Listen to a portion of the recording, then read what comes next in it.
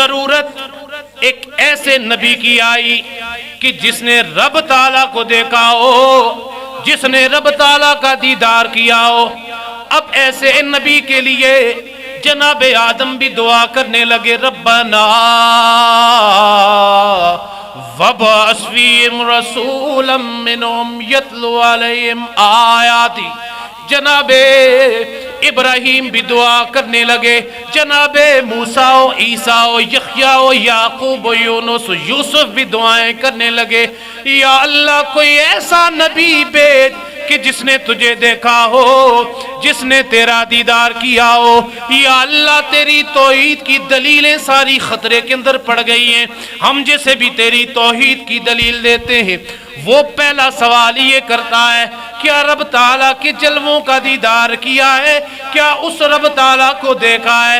ہمارے پاس کوئی جواب نہیں ہوتا۔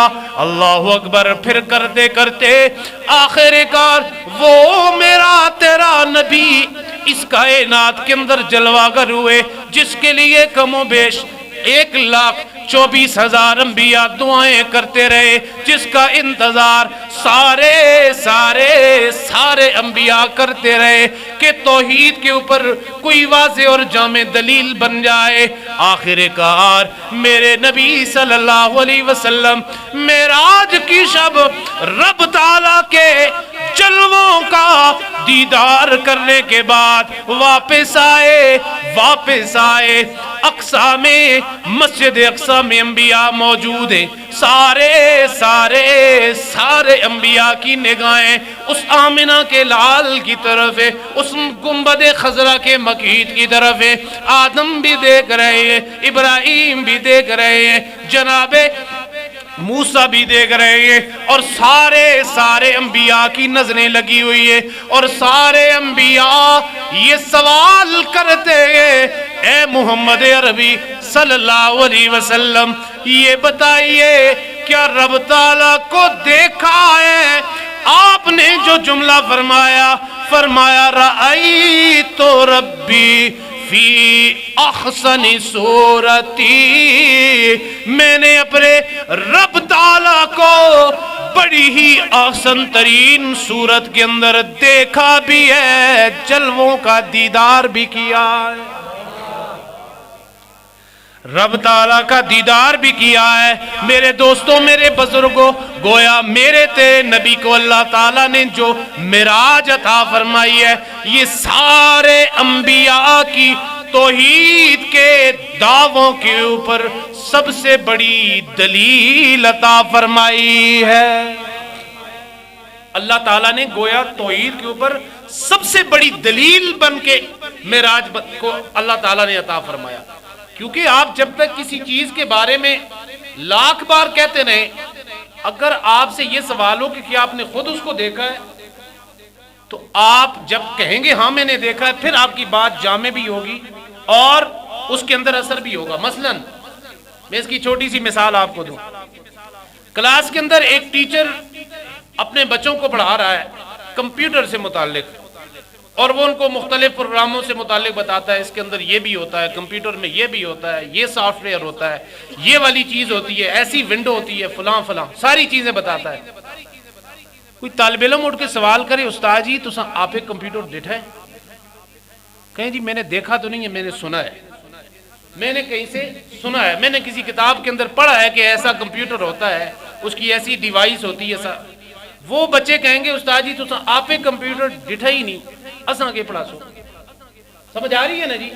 مطلب یہ کہ اب استاد کی بات کے اندر کوئی جامعیت نہیں ہوگی، لیکن جب استاد سامنے کمپیوٹر رکھ کے کہے یہ فنکشن ایسے چلتا ہے، یہ ایسے چلتا ہے، یہ ایسے چلتا ہے، اب سارے سٹوڈنٹ کی، طلباء کی توجہ اس کی طرف مرکوز ہوگی۔ ان کو پتہ ہے کہ استاد جس چیز کی بارے میں بات کر رہا ہے وہ موجود بھی ہے، اس کا وجود بھی موجود ہے، اور اس کے اندر یہ سارے فنکشن بھی موجود ہیں۔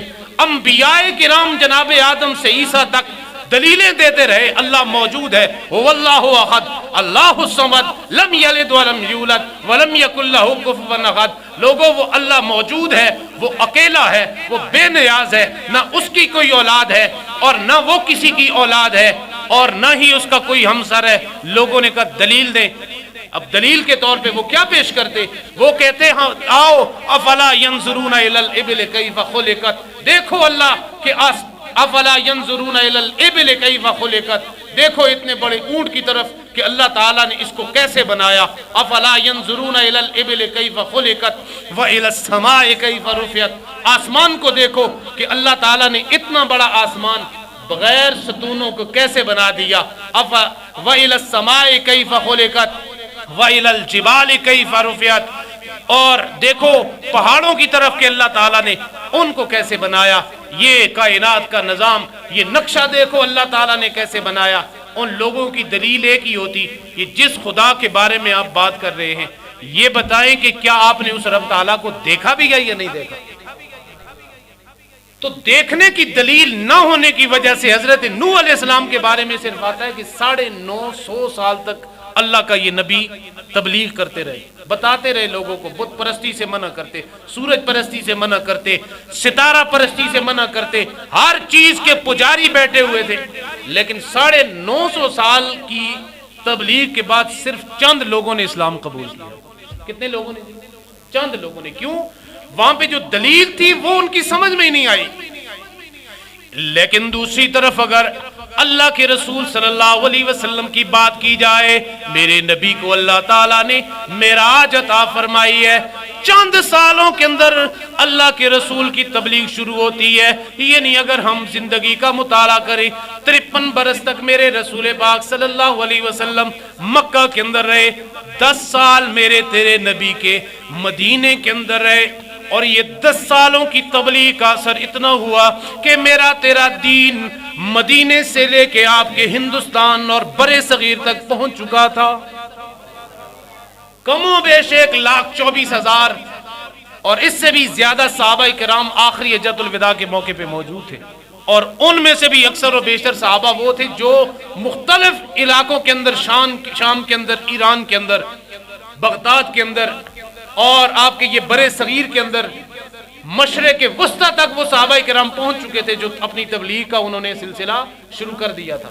تو کہنے کا مطلب یہ ہے کہ اللہ تعالیٰ نے اپنے محبوب پاک صلی اللہ علیہ وسلم کو یہ جو تحفہ عطا فرمایا، اس کا اثر یہ ہوا کہ لوگ جس طرح وقت گزرتا جاتا دین اسلام کو قبول کرتے جاتے۔ حضرات محترم، اگلی بات کہ واقعہ معراج کے اندر ہوا کیا، اور اس واقعے کے تناظر کے اندر بہت ساری حکمتیں ہیں۔ میں ایک بات کر کے اصل جو واقعہ معراج کی حکمتیں ہیں اگلے جمعۃ المبارک کو بیان کروں گا، لیکن آئیے ذرا ہم اس بات کو دیکھیں کہ اللہ تعالیٰ نے اپنے محبوب پاک صلی اللہ علیہ وسلم کو جب یہ شان عطا فرمائی حال کیا تھا۔ اللہ اکبر۔ حضرت جبریل امین انبیاء کرام کی بارگاہ میں جب بھی آتے ادب کے ساتھ آتے، احترام کے ساتھ آتے، لیکن آج جبریل جس بارگاہ میں جا رہا تھا اس کے ادب کا عالم ہی کچھ اور تھا۔ اس کے بارے میں تو یہ تھا قرآن کے اندر کہ ان کے سامنے جاؤ تو اپنی نگاہیں جھکا کے جاؤ، اور اتنی خاموشی ہو کہ تمہاری آواز بھی وہاں پہ بلند نہ ہو، اگر آواز بلند ہوگی تمہارے اعمال ضائع ہو جائیں گے، تمہیں پتہ ہی نہیں چلے گا، تمہیں خبر ہی نہیں رہے گی۔ اس لیے جبریل امین آج بڑے محتاط طریقے سے اللہ تعالیٰ نے ان کو بھیجا، فرمایا جبریل آج جاؤ اور فرشتوں کی جماعت کو لے کے چلے جاؤ، پھولوں کی پتیاں لے کے جاؤ، اور خوبصورت عطر کے ساتھ پورے جنت کو سجا کے جاؤ، اور جاؤ میرے محبوب کی بارگاہ میں جاؤ، میرے محبوب کو میرے پاس لے کے آ جاؤ۔